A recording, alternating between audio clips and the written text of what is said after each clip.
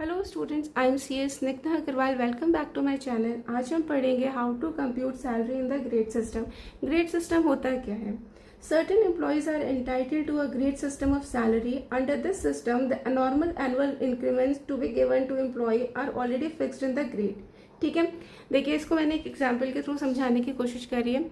If an employee joins the service on 1 July 2024 and is placed in the grade of ₹30,000-500 to ₹40,000 then -1,000 to ₹45,000। इसका मतलब क्या हुआ?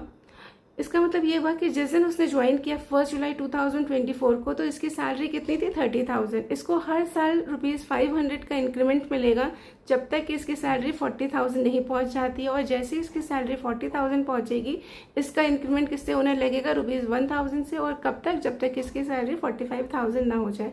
फिर इसकी सैलरी 45,000 फिक्स हो जाएगी।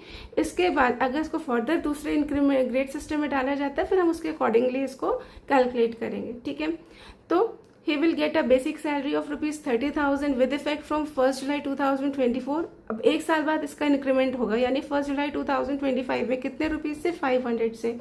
he will get annual increment of ₹500 per month with effect from 1 July 2025 and onwards till his salary reaches ₹40,000।